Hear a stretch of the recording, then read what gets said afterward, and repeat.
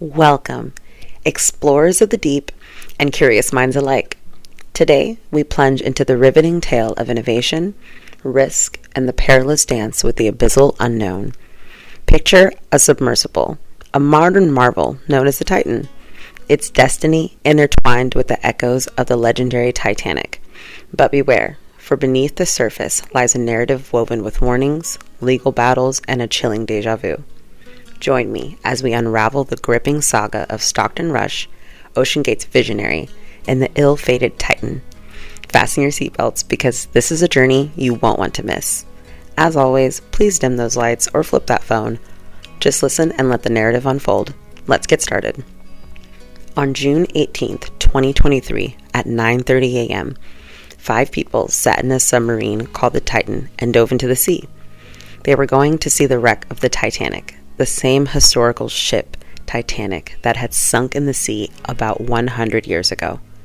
This is an extreme form of adventure tourism, and it is very expensive. Each person sitting in the submarine had spent more than $240,000 for a few hours of this tour. This trip is so expensive because Titanic's wreck is hidden deep in the sea. Specifically speaking, 3,810 meters below the surface of the water. This submarine started its journey under the water. It takes about 2 hours to reach the depth of 3,810 meters.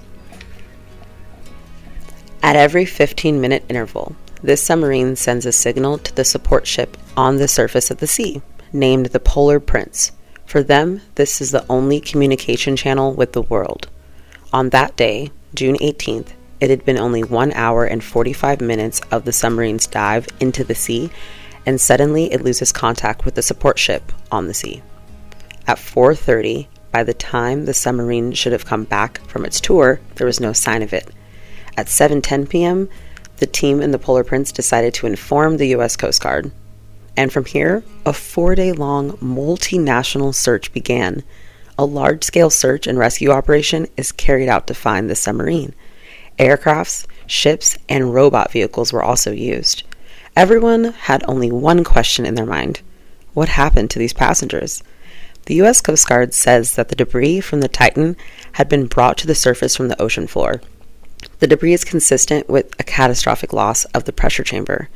The arrogance and the hubris that sent that ship to its doom is exactly the same thing that sent these people in the sub to their fate. The place where the submarine disappeared is in the Atlantic Ocean, near Canada. It is approximately 600 kilometers away from Newfoundland, a Canadian island. At this exact location, in the depths of the water, you will find the wreck of the Titanic, broken into 2 parts. The bow and the stern are both lying about 800 meters away from each other. The Titan submarine that disappeared there was not a submarine, but a submersible. These are 2 words that are very similar to each other. So until now, I was using the word submarine to simplify things, but there is a very important difference between those 2 words. Submarines have their own power. They can use a port to go into the sea and come out of the sea independently. However, submersibles cannot do that. To launch a submersible into the water and for it to come back, a support ship is needed. This support ship is present on the surface of the water and is controlling everything. In our case, this support ship was the Polar Prince. This entire operation was run by a company called OceanGate, whose CEO was Stockton Rush. Remember his name because he plays an important role in the story. By profession, he had been an aerospace engineer, and in 2009 he founded the company OceanGate, a private company whose purpose was to take rich people on deep-sea expeditions as tourism. So let's walk through the mechanics of how it's going to work. It's an expedition to survey the wreck. The travelers who come out will participate in the dives to operate sonar communication systems, take photographs, and find data. It's a very attractive experience. This company started offering Titanic tours in July of 2021. Before this, they offered tours of other shipwrecks and areas. As you can still see on their website, apart from the Titanic, there were also expeditions to Azores and the Bahamas.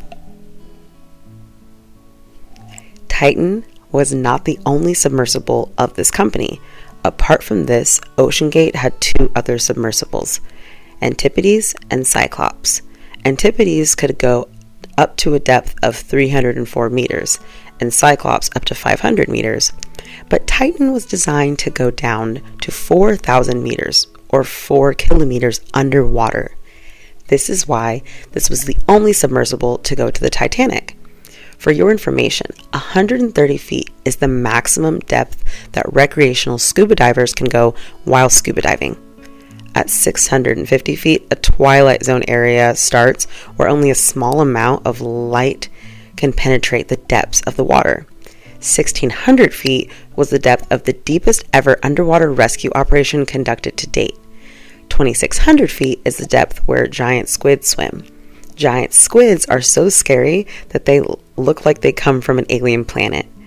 If you go down further, a midnight zone starts after 3,800 feet. No sunlight reaches below this mark. Everything turns black after this. The water temperature there is around 4 degrees Celsius. If you go further down from here, 5,000 feet, 6,000 feet, 8,000 feet, 10,000 feet, and you finally reach 12,500 feet, there's the ocean floor, where the Titanic wreck is lying. The pressure at this depth is almost 400 times the pressure on the surface. So whichever submersible goes to this depth, its design should be thoroughly thought out. The glass for looking outside, the size of the window, could be only bigger. And the window in the Titan submersible, which is called a viewport, was the biggest viewport that had been installed in any private submersible to date. The Titan submersible was not that big. It had the capacity to seat only 5 people. Its main body, which is called the hull, was made of carbon fiber. 2 caps were attached to the end, which were made of titanium, and the total length of it's approximately 6.7 meters, and it weighed more than 10,400 kilograms. In its design, as you can see in the picture, there was only 4 electric thrusters outside, 2 horizontal and 2 vertical, through which it could be operated. Now, an interesting fact to be noted here, this sub was controlled by a video game controller. You run the whole thing with this game controller. This is not as weird as it sounds. The U.S. Navy controls their submarines and their periscopes, the viewports to see outside, using Xbox controllers. Yes, the entire submarine Titan was being controlled with a video game controller. The pilot operating the submersible in the water also used this video game controller. Looking at the inside, there were no seats to sit inside of it. A small toilet was provided beside the viewport, but there was no barrier to the toilet. They literally said that if someone had to use the toilet, others would need to face the other way to keep looking at a TV screen while the toilet was being used. This is the only toilet available on the deep diving submersible. That's in-house. You can look out the viewport, pull the privacy screen, turn up the music. Because the submersible goes so deep in the water, the GPS doesn't work. The communication to their support ship was carried on through a text messaging system. It is unclear which connection was available on the ship. In a tweet from a few back, OceanGate said that they were using Starlink's satellite service to communicate. If we come back to the story of the 18th of June, 5 people were on board the submersible that day. The first was 58-year-old British billionaire Hamish Harding. He was an adventurer and a 3-time Guinness World Record holder. In 2016, he went to the South Pole with astronaut Buzz Aldrin. At one time, he did a 4-hour dive to the deepest part of the ocean, the Mariana Trench. Last year, he was a part of the Blue Origin suborbital flight started by space exploration company of Jeff Bezos. The second passenger was Paul Henry Nargeolet, 77 years old, a former commander of the French Navy. He visited the Titanic wreck 37 times and was the first director of underwater research at the RMS Titanic. The third and fourth passengers were British-Pakistani businessman Shahzada Dawood and his 19-year-old son Sulman. He was the owner of one of the biggest companies in Pakistan. Suleiman's aunt had said that Suleiman was actually scared of going. Still, he went with his father to please him and give him company on this journey. As I told you, that day the submersible was communicating with the support ship at every 15-minute interval. This communication stopped at 11:15 a.m. After this, no communication and no signal were received. Despite this, it was expected that the Titan would resurface at 4:30 p.m., as scheduled, because if by chance this submersible would get stuck in the water, there was a way for passengers to tilt it from inside and push it back and forth to bring it back up. This is done by removing the ballast. Ballast are an important part of big ships and submarines to provide stability. They are nothing more than heavyweights. With their help, submarines can descend into the water. In the olden days, stones and sandbags were used as ballast. But today, submarines use water ballast. Ballast tanks are filled with water so that the weight increases, the submarine sinks into the water. At 4:30 p.m., when the Titan did not resurface, people on the support ship waited for a while and then notified the U.S. Coast Guard at 7:10 p.m. After this began the Great Race, the race against time. 96 hours and only 4 days of oxygen supply were available on the Titan. So if a rescue operation had to be conducted, they only had 4 days to find the passengers alive. Often, an emergency locator is installed on ships, which is called Emergency Position Indicating Radio Beacon, EPRIB. With the help of this, these vessels can be located, but it was not installed in the Titan. Here, another problem was that even if the Titan would have come back to the surface, people sitting inside of it would have died due to lack of oxygen because there was no way to open the submersible from the inside. You heard it right. The door of this submersible could only be locked from the outside and only opened from the outside. So whether the submersible was inside the water or on the surface, those 4 days were very critical. The crew closes the hatch from the outside with 17 bolts. There is no other way out. On top of that, the search area was 25,000 kilometers. Imagine how difficult it is to find a van-sized submersible in such a huge area.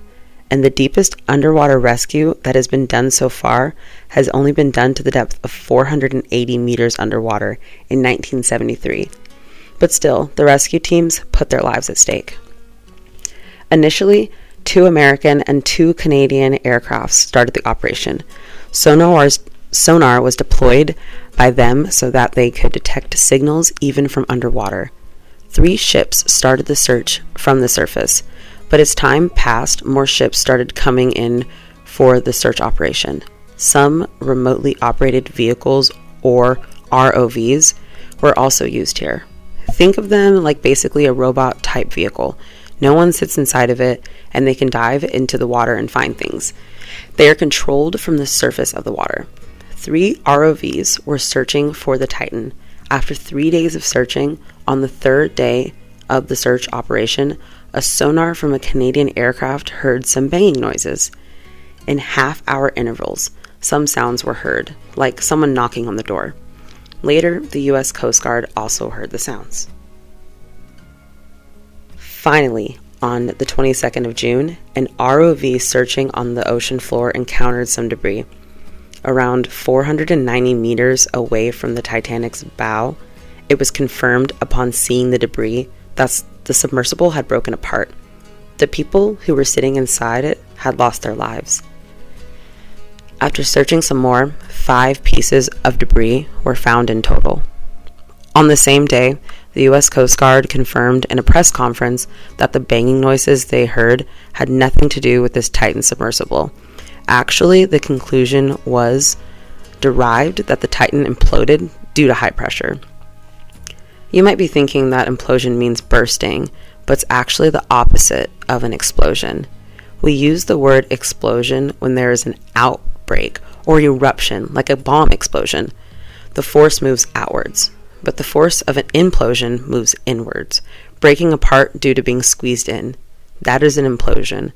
And catastrophic implosion means that the implosion happened so fast that the entire structure was destroyed, but it didn't even take a millisecond.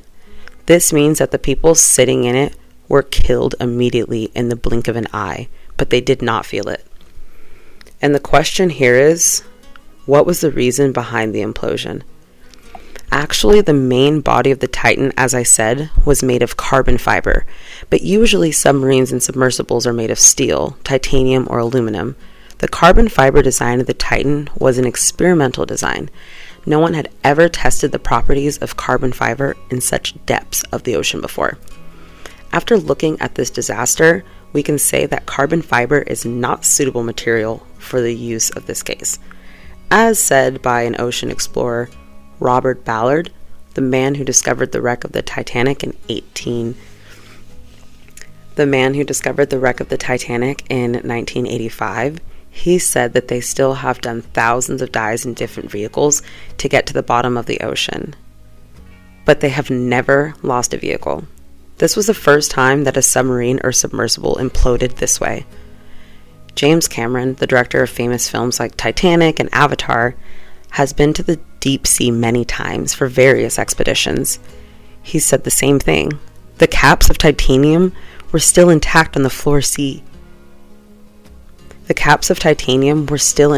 seafloor unharmed, but the main body of carbon fiber is now scattered in pieces. He strongly criticized Titan, saying that the safety regulations were not followed. If you see the old interviews of OceanGate's company's CEO, you will hear the same thing again and again. In 2019, a long article was published in Smithsonian Magazine in which the CEO was talking about OceanGate. He said that the U.S. Passenger Vessel Safety Act of 1993 was needlessly prioritizing passenger safety over commercial innovation.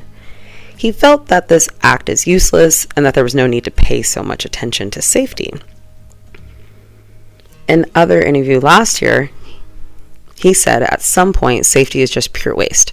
I mean, if you just want to be safe, don't get out of bed, don't get in your car, don't do anything. After this, he says, I've broken some rules to make Titan. I think I've broken them with logic and good engineering behind me. The rules stated that carbon fiber and titanium were not to be used, but he used them, broke the rule, intentionally. Stockton Rush knew that he was conducting an experiment which could be very dangerous. In 2018, in January, OceanGate's director of marine operations, David Lockridge, actually mentioned safety concerns about the Titan submersible. When OceanGate ignored the warnings, he took the matter to court. In court, he stated that there should be a safety assessment and certification for this submersible, but OceanGate refused, claiming the company was unwilling to spend money on safety. The legal battle in court was eventually settled later in 2018. However, on March 27, 2018, 36 people wrote a letter to Stockton Rush. The letter, composed by industry leaders, deep-sea explorers, oceanographers, and others, expressed concerns about the experimental approach taken without proper quality checks, warning that it could lead to a terrible accident someday. In March 2018, another deep-sea exploration specialist wrote an email to the CEO advising a more conservative approach to safety. He emphasized that Rush was putting himself and his clients in danger. In the rush to reach the Titanic, Rush was accused of repeatedly saying, "She is unsinkable." As a reminder, in my Titanic videos, I mentioned that people used to blindly believe the ship was unsinkable. On that ill-fated day, the Titanic sank. Similarly, the same fate befell the Titan. In the pages of history, Stockton Rush's name has now been included in the list of inventors who were killed by their own inventions. This teaches us that safety standards and regulations should never be ignored. If you found this video informative, you can find in my channel another video about the Titanic, where I narrate the entire story from start to finish. I'll see you in the next video. Thank you very much.